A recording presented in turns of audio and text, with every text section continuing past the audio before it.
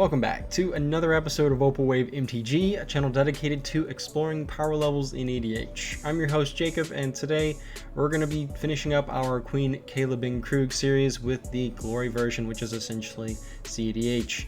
As usual, the deck list is in the description below, and be sure to check out my Fiverr, as well as the Discord. Those will also be in the description below. And let's go ahead and get started. Rule of Law tends to be a very powerful card in CEDH, being able to stop those turbo Naj strats, and Queen Kayla Bin-Kroog happens to play around and with Rule of Law effects really well. So I decided to go with a Stax version of Queen Kayla Bin-Kroog, and yeah, let's go ahead and jump right into it. So our Planeswalker is going to be Karn the Great Creator, a great way to stop our opponent's artifacts from being activated. You can use the plus ability to kill off some of the zero drop artifacts our opponents happen to play early. A really great Stax piece, essentially, especially since we can get a bunch of creatures out to help protect it. And also it starts at 5 loyalty plus 6. A lot of decks aren't prepared to go to combat, so a very powerful Planeswalker in CEDH. Moving on to our creature base, a lot of small 1 through 3 drops that we can use to power out with Queen Kayla Bin-Kroog's ability. Archon of Emeria is a super strong card here, as well as stuff like Aethersworn Canonist, even Mind Sensor, a lot of Stax pieces that we will be able to play through really easily. Also cards like Thalia, Guardian of Throbbing. We've also got a few ways to help us tutor out some of our important pieces, stuff like Oswald Fiddlebender, in addition to stuff like the Recruiters, Imperial Recruiter, and Recruiter of the Guard. We've still got Zerta the Dawnwaker because it's such a great card with Kayla already, reducing that cost down to 2. And we've also kept the Basalt Monolith, as well as some of our other combo pieces like Staff of Domination and the Umbra Mantle, so we can basically do the same combos that we did, or some of the same combos that we did in the battle version, but we're just going to be doing them a little bit more efficiently with our Glory tier. We've also got some really great card draw type stuff. Esper Sentinel and Archivist of Ogma are going to be fantastic, since we can get our hand a little bit bigger and make our Queen Kayla ability a little bit more stronger, since we'll have more cards in our hand. We can discard more stuff, get more stuff out to the battlefield. We've also added the Kiki Jiki combo to go with the Village Bellringer. And Village Bellringer is also already a pretty decent card in the list, since we can use it to untap Queen Kayla if we have enough mana, and we can activate Queen Kayla again. So from there, you just keep activating it. If you've got the Village Bellringer out, you just need to find your Kiki Jiki, and then from there you can just win the game. It also plays really well around our Rule of Law type effect, since you only really need to cast one card, either the Kiki or the Village Bellringer. If the Village Bellringer is in your hand, you can always flash this in at the end of someone's turn and then untap and cast your Kiki Jiki. A really strong card. And then we've added some other just really powerful staples within the format, stuff like Skyclave Apparition, Ragavan. We've got the Welders, so we can kind of play around with our artifacts, get stuff back that we weren't able to get with Queen Kayla. And the Lion Sash is going to be really great, in addition to the Sanctifier and Vec, and dealing with our opponent's graveyards. And for our last combo in the creature section, we've got Heliod the Suncrowned and a Walking Ballista. Since the Heliod can be cheated in with Queen Kayla, I figured it would be a really great addition. It's also just another really efficient combo with the Walking Ballista, since we can give the Walking Ballista lifelink with the Heliod, and then when we deal damage with the Walking Ballista, we'll gain life, and that will trigger the Heliod to put another counter on Walking Ballista, and from there you can deal infinite damage to the table. You can't really cheat Walking Ballista into play, unfortunately, but you can tutor her up with cards like Ranger Captain of Eos, Imperial Recruiter, Recruiter of the Guard. These cards that we can cheat in with Queen Kayla to help us tutor for our Walking Ballista. So a really nice synergy there. Moving on to our sorceries.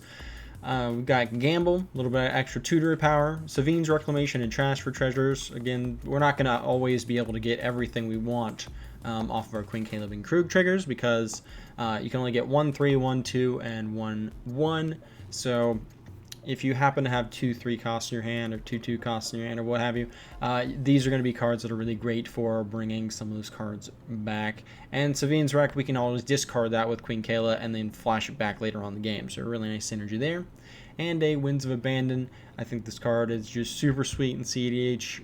Deals with a lot of stuff. Deals with your Winotas, your Jetmirs, all that kind of stuff. So I definitely recommend some kind of a board wipe, so you're at least ready for it.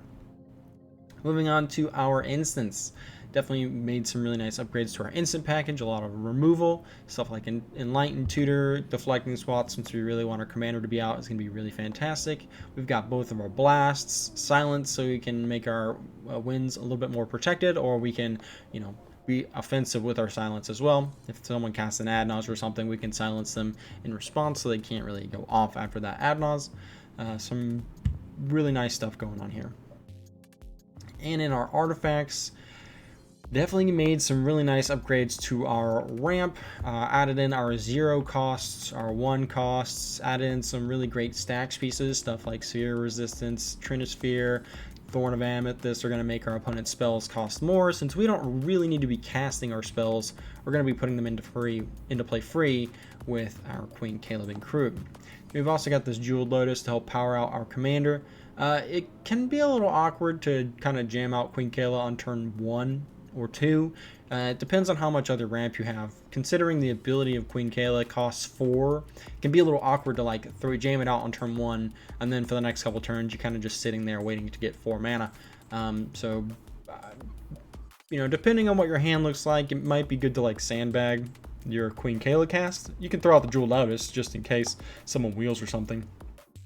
But just kind of throwing out Queen Kayla can be a little awkward on turn 1, especially if someone has removal and then you never get to activate it, stuff like that.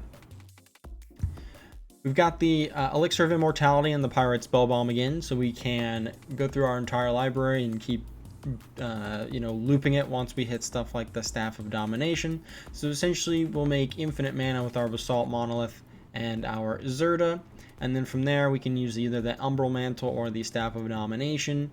Staff of Domination will just draw out our deck. If you can't draw cards for some weird reason, like there's an Ocean Thief or an Arset, you can always just activate Queen Kayla, rip out your entire deck, use Elixir to shuffle your deck back into your library, and from there you can kill the table with a Pirate Spellbomb. Or if you do it in an interesting way, you could do it with Walking Ballista, because once you make infinite mana with the Zerda and the Basalt Monolith, you can just put all of it into a Walking Ballista and ping the table that way. So in addition to having a really nice win con with the Heliod plus Walking Ballista, we also get the extra win con with the Zerda Basalt Monolith as well. And in our enchantments, pretty straightforward: Blind Obedience, Deafening Silence, and another Rule of Law effect. Since we really want these Rule of Law effects, we want to slow down the board and then start gumming up the board with more and more Stax pieces, make it harder for our opponents to win until we can put together a win of our own after accruing a lot of value off of our commander. And then we've got this Blind Obedience, a super great card. Stops, again, it can stop Adnaz strategies. It can help slow down other creature-based strategies. It stops Kiki combos. It can also slowly grind the table down by using that Extort ability. Can be a really nice card, actually, in the context of CEDH, so I'd definitely give it a try. And moving on to our lands, definitely made some really great upgrades here. Even from moving from the battle version, all of our lands are entering untapped pretty much no matter what, unless there's an opponent's Archon or something like that. There's no, outside of maybe Spectator seeding, but the odds that Spectator seeding ever comes into play tapped is going to be pretty minuscule. Maybe 1 out of every, I don't know, 100 games at best. So from there, nothing too crazy. Got our off-color fetches. A lot of utility in our lands. Stuff like Homeward Path is going to be really great for getting back our Queen Kayla, unless someone uses a Drake to get it out from under us. We've got the Urza Saga to help tutor for more of our artifact ramp. And yeah, pretty straightforward. Thanks for checking out this episode of Opal Wave MTG. Again, I am your host, Jacob, and until next time.